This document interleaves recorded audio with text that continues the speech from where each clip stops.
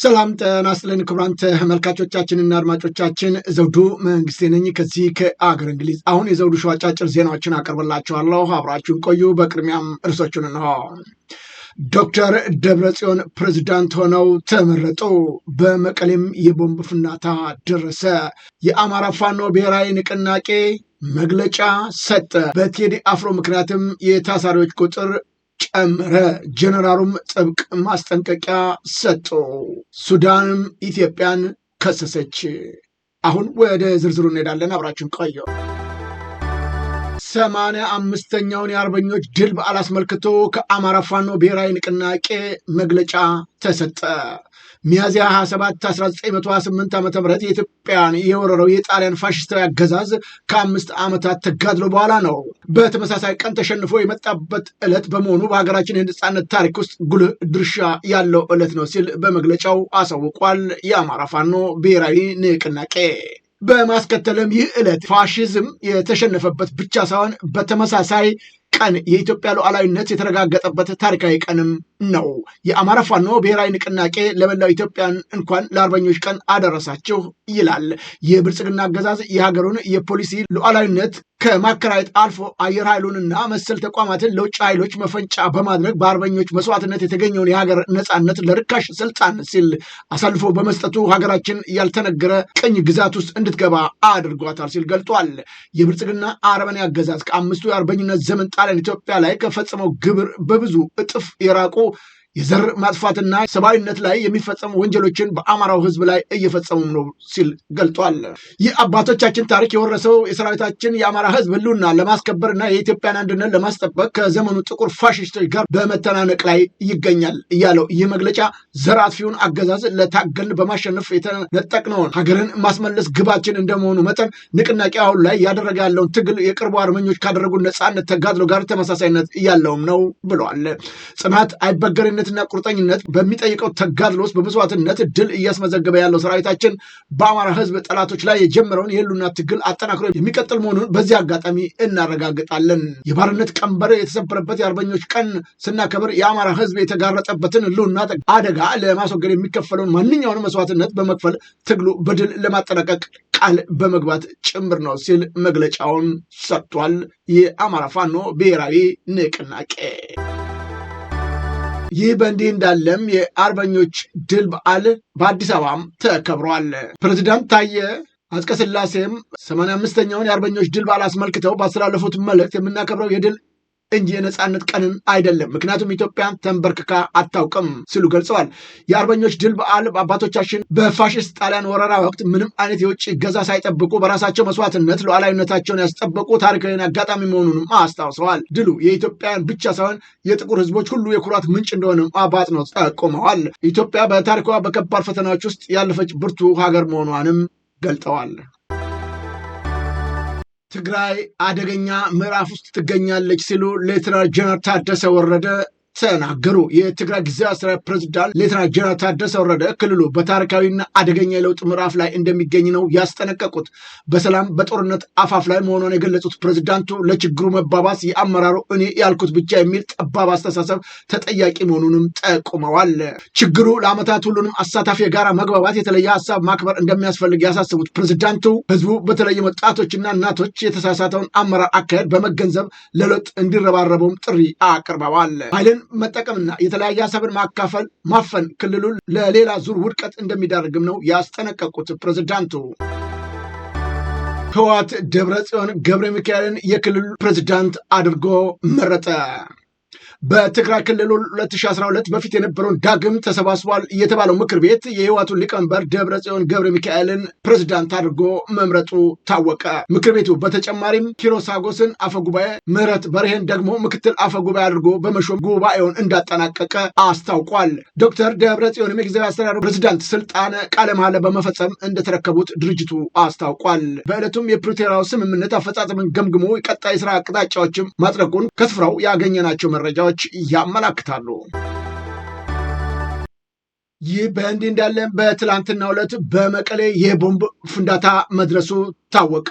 በትግራይ ጊዜያዊ አስተዳደር ፕሬዝዳንት ጽሕፈት ቤት አካባቢ የቦምብ ፍንዳታ ማጋጠሙን የመቀሌ ከተማ አስተዳደር ተናግረዋል። ይህ የቦምብ ፍንዳታ ሆን ተብሎ ህዝብን ለማሸበር የተፈጸመ ተግባር ነው ያለ ሲሆን በሰውም በንብረት ላይ ያጋጠመ ቀላል ከባድ ጉዳት የለም ሲል ገልጧል። የጸጥታ አካላት ወንጀል ፈጻሚው አካላት በቁጥጥር ስር ለማዋል የተቀናጀ ስራ በመስራት ላይ እንደሚገኙ የገለጹ ሲሆን ህዝቡም ሽብር ፈጣሪዎችን እና ላኪዎቻቸውን ስርዓት እንዲይዙ መተባበር አለበት ሲልም አስገንዝበዋል።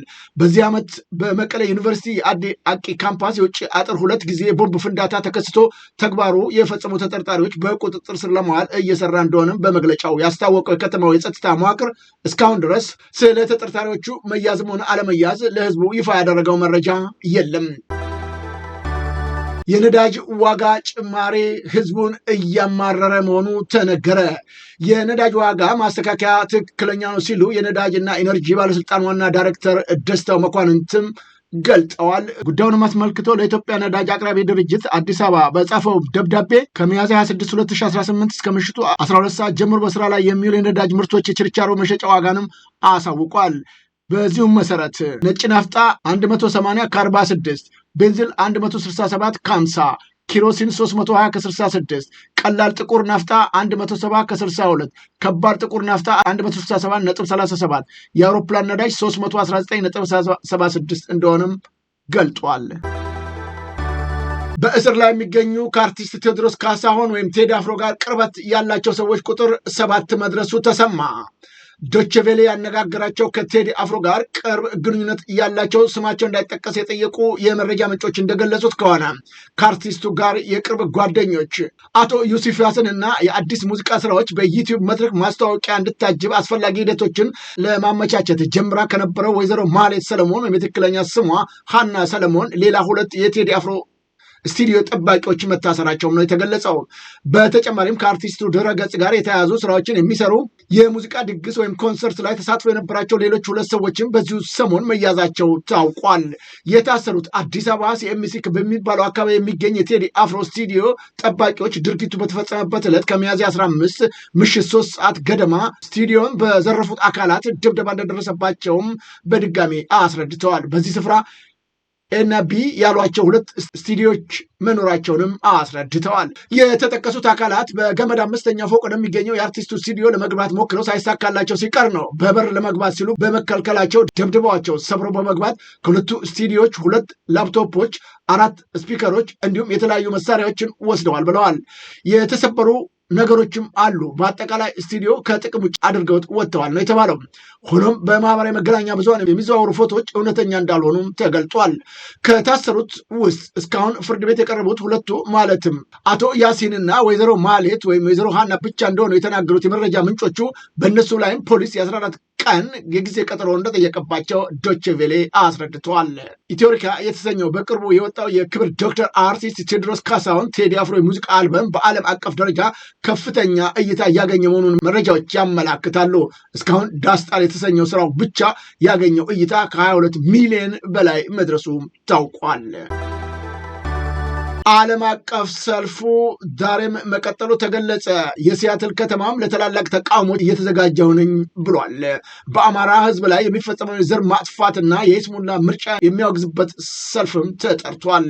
በአሜሪካ ዋሽንግተን ግዛት የምትገኘው ሲያትል ከተማ በአማራ ሕዝብ ላይ እየተፈጸመ ያለውን ስልታዊ የዘር ማጥፋት ወንጀልና የአብይ አህመድን አገዛዝ ሊያካሂደው ያቀደውን የይስሙላ ምርጫ ለመቃወም ለታላቅ ሰልፍ እየተዘጋጀ መሆኑንም አሳውቋል። ይህ በዓለም ደረጃ ለወር የሚቆይ የተቃውሞ ሰልፍ ዘመቻ አካል የሆነው የሲያትሉ ሰልፍ በመጪው ሜይ 9 2026 ከቀኑ 2 ሰዓት ፒኤም እስከ 6 ሰዓት ፒኤም ድረስ እንደሚካሄድ አስተባባሪዎቹ አስታውቀዋል።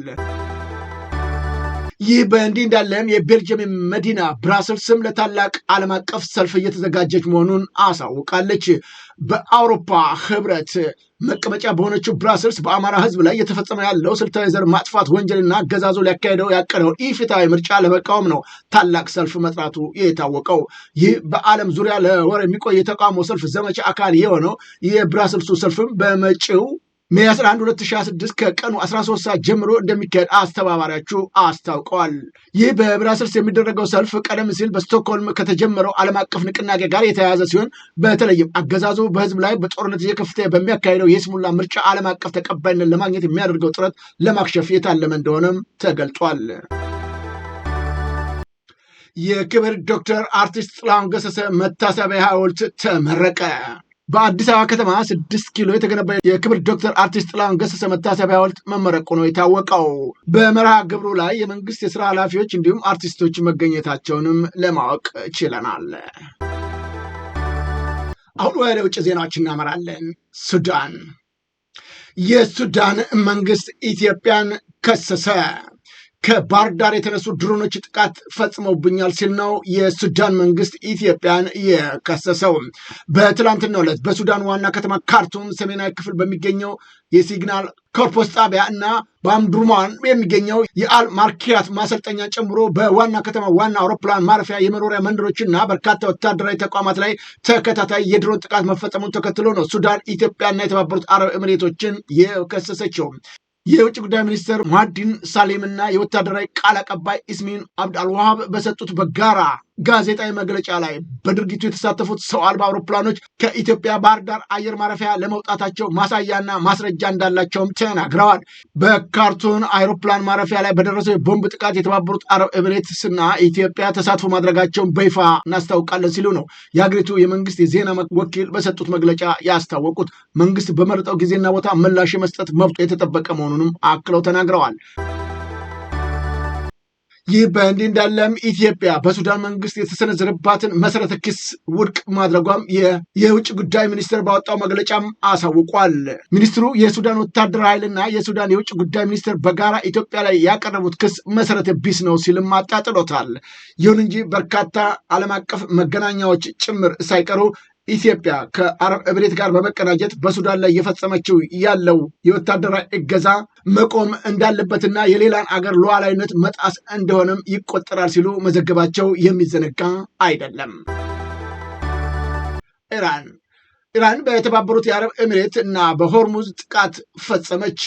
ኢራን በተባበሩት አረብ ኤሚሬትስ ፉጅራ የነዳጅ ማከማቻና የኢንዱስትሪ ማዕከል ላይ የድሮን ጥቃት መፈጸሟ የተገለጸ ሲሆን በተጓዳኝም በሆርሙዝ ባህረ ሰላጤ ላይ የንግድ መርከብ ላይ ጥቃት ማድረሷም ታውቋል። ጥቃቶቹን ተከትሎም በተባበሩት አረብ ኤሚሬትስ በተነሳው ከፍተኛ እሳት እና በባህር ትራንስፖርት ላይ በተቃጣው ጥቃት በክልሉ ያለው ውጥረት ተባብሷል ነው የተባለው። በተለይም በፕሬዚዳንት ትራምፕ አስተዳደር በኩል የንግድ መስመሮች ክፍት ለማድረግ የተጀመረው ፍሪደም ዘመቻ ጥቃቱን መከላከል አለመቻሉ በአሜሪካ የውጭ ፖሊሲና በአስተዳደሩ ጥንካሬ ላይ ትችቶችም እያስነሳ ይገኛል። በተባበሩት አረብ ኤሚሬት በኩልም የሚገኙ ከፍተኛ ባለስልጣናት ለሲኤንኤን እና ለሌሎችም ዓለም አቀፍ የመገናኛ አውታሮች እንደገለጹት አሜሪካና እስራኤል በሚቀጥሉት 24 ሰዓት ውስጥ በኢራን ላይ የአጸፋዊ እርምጃ ይወስዳሉ ተብሎም ይጠበቃል። ክቡራን ተመልካቾቻችንና አድማጮቻችን ለአሁኑ ያቀረብኩላችሁ የዘውዱ ሾው አጫጭር ዜናዎችን እነዚህ መስሉ ነበረ። በቀጣይ ዝግጅታችን እስከምንገናኝ የዘውዱ ሾው ሚዲያን ሼር፣ ላይክ እና ሰብስክራይብ በማድረግ ወዳጅ ቤተሰቦቻችን እንድትሆኑ ከወዲሁ በማክበር እንጋበዛለን። ከዜናዎቹ ጋር አብሬያቸው የነበርኩትን የዘውዱ መንግስት የነበርኩኝ። ጤና ይስጥልኝ።